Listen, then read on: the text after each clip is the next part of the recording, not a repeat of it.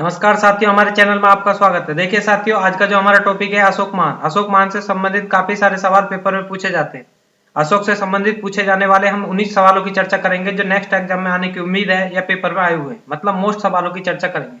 तो पहला क्वेश्चन ये बनता है, अशोक को महान क्यों कहा गया? महान हमारे देश में कई सारे शासक हुए हैं, अकबर महान, सिकंदर महान, अशोक महान।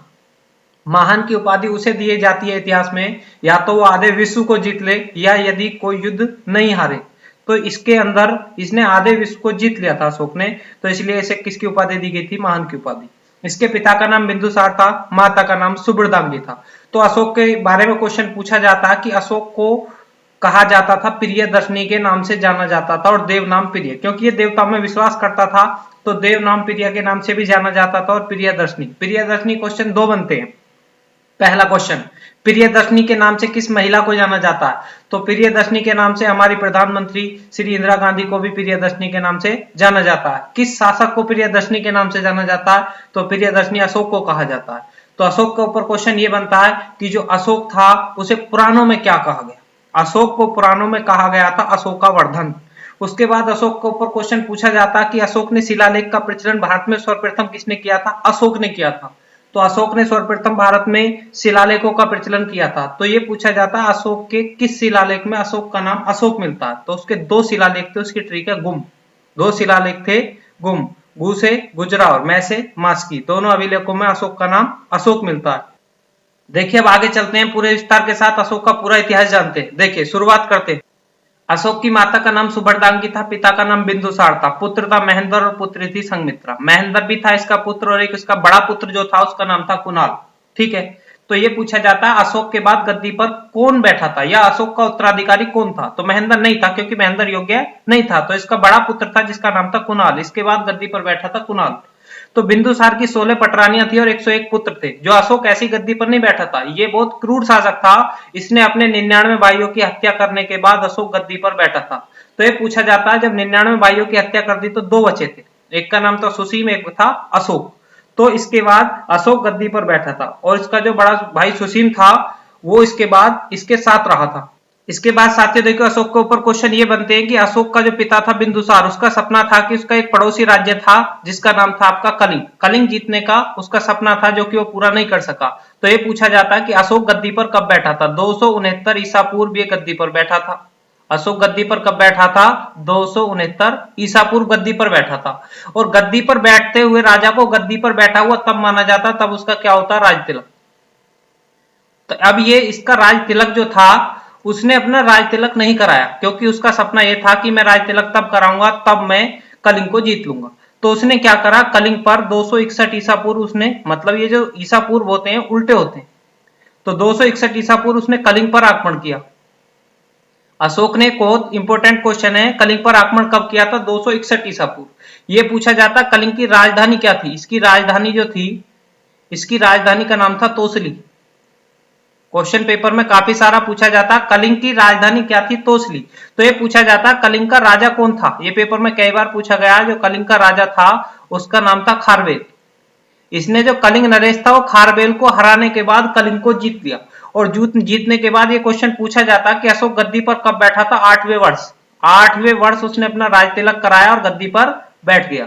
और उसके बाद इसने जब कलिंग युद्ध लड़ने के बाद इसमें कई हजार या कई लाख लोगों की हत्या हुई। हत्या में खून खराबा देखकर अशोक का मन पिघल गया और उसके बाद उसने युद्ध लड़ने से मना कर दिया। तो ये पूछा जाता अशोक ने बौद्ध धर्म स्वीकार किया था किस युद्ध के बाद? तो कलिंग युद्ध के बाद अशोक ने युद्ध लड़ने से मना कर दिया और पूरे विश्व में घोषणा करा दिया। उसके बाद इसने कौन सा धर्म स्वीकार किया था?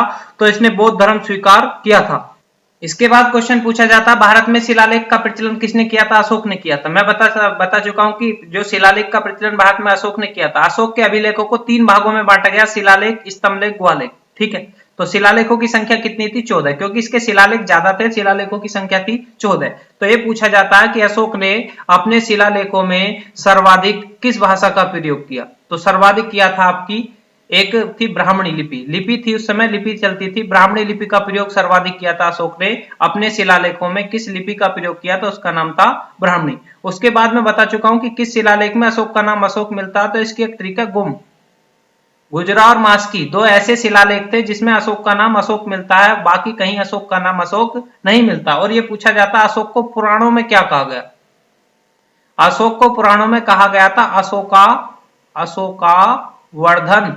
अशोक को पुराणों में क्या कहा गया था, अशोकावर्धन। आसानी से आप समझ सकते हैं। देखिए उसके बाद पूछा जाता है सम्राट अशोक ने ब्राह्मणी लिपि के लिए संदेश, मैंने बता चुका हूं कि इसने अपने संदेशों में किस लिपि या किस भाषा का प्रयोग किया था, उसका नाम था ब्राह्मणी। उसके बाद ये पूछा जाता है कि सर्वप्रथम अशोक के शिलालेख को किसने पढ़ा था। जो अलेक्जेंडर था, अलेक्जेंडर किसे कहा जाता था, सिकंदर को। अलेक्जेंडर की उपाधि किसे दी गई थी, सिकंदर। तो अलेक्जेंडर उसे कहते थे जो विश्व को जीत लेता था, उसे क्या कहा जाता था, अलेक्जेंडर। तो ऐसी एक कनिगम था जिसने आधे विश्व को जीता था, उसे भी अलेक्जेंडर की उपाधि दी गई थी। अलेक्जेंडर कनिगम का सहकर्मी था जेम्स प्रीसेम्स। जो जेम्स प्रीसेम्स था उसने सर्वप्रथम क्या पढ़ा था, अशोक के शिलालेख को। ये पूछा जाता कब पढ़ा था, तो ये बहुत इंपॉर्टेंट है, 1837 में। 1837 में जेम्स प्रीसेम्स ने अशोक के शिलालेख को पढ़ा। शिलालेखों की मैं संख्या बता चुका हूं कितनी है, 14। और इसके अभिलेखों को कितने भागों में बांटा गया, 3। ये काफी इंपॉर्टेंट क्वेश्चन है, पूछा जाता है शिलालेखों की संख्या। देखिए आगे उसके बाद क्वेश्चन आता है कि अशोक का सबसे बड़ा अभिलेख कौन सा, सबसे छोटा अभिलेख कौन सा। तो अशोक का जो सबसे छोटा अभिलेख है उसका नाम है रुम्मीदेही, ठीक है। और सबसे बड़ा जो अभिलेख है उसके बारे में पूछा जाता है, तो सबसे बड़ा अभिलेख आपका 7वां।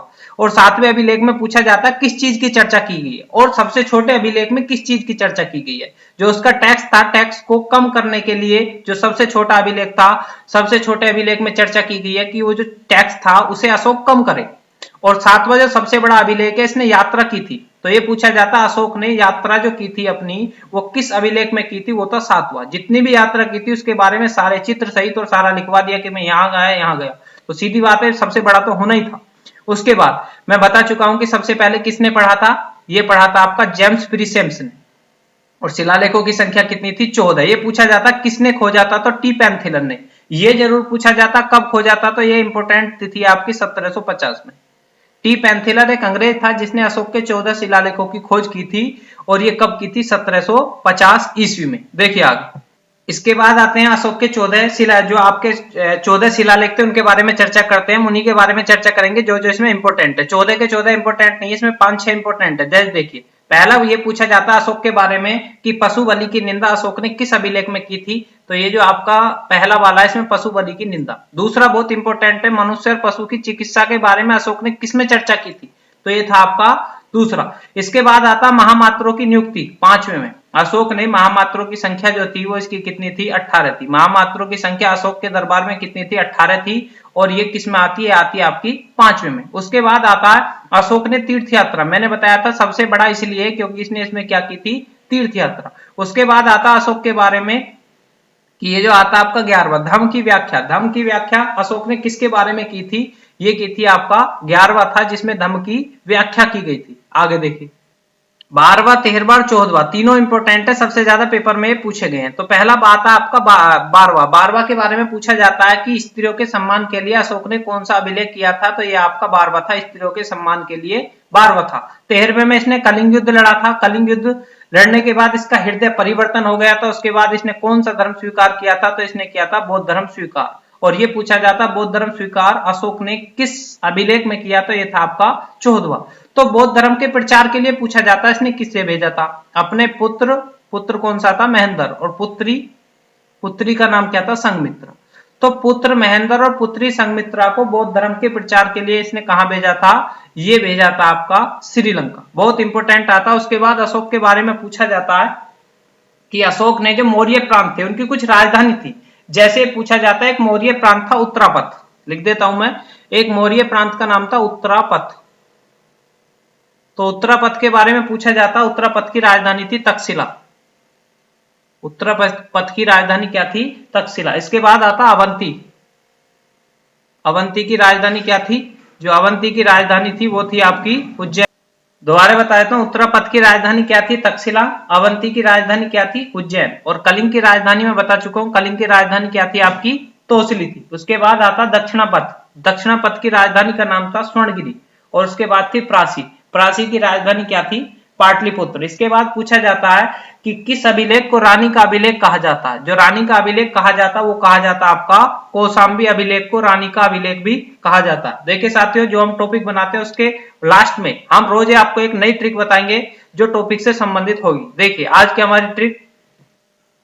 की हमारी ट्रिक है कौन सी रेखा को कौन सी नदी 2 बार काटती है। जैसे तीनों रेखाओं को काटने वाली नदियों की ट्रिक। तो ये पूछा जाता है मकर रेखा को कौन सी नदी 2 बार काटती है, कर्क रेखा को कौन सी नदी 2 बार काटती है और भूमध्य रेखा को कौन सी नदी 2 बार काटती है। तो काफी इंपॉर्टेंट होता है क्वेश्चन। देखिए तो इसमें हमने एक ट्रिक बना रखी है, माली कम भूका है। तो देखिए मैं इसे समझाता हूं। माली कम भूका है, मैं से आएगी मकर रेखा लिम्पोपो, कर्क रेखा माही, भूमध्य रेखा कांगो। दोबारा बता देता हूं कि ये जो एक तो आपकी कर्क रेखा है, एक मकर रेखा है, एक भूमध्य रेखा, इसे भी 2 बार काटती है, ये भी 2 बार काटती है, ये भी 2 बार काटती है। तो मकर रेखा को 2 बार काटने वाली नदी है लिम्पोपो, कर्क रेखा को 2 बार काटने वाली नदी है माही और भूमध्य रेखा को काटने वाली जो नदी है उसका नाम है कांगो। पहला रेखा का नाम दूसरा नदी का, पहला रेखा दूसरी नदी, पहली रेखा और दूसरी नदी। आसानी से याद कर सकते हैं, माली कम भूखा है। धन्यवाद। देखिए हमारी वीडियो को ज्यादा से ज्यादा सब्सक्राइब करें और शेयर करें।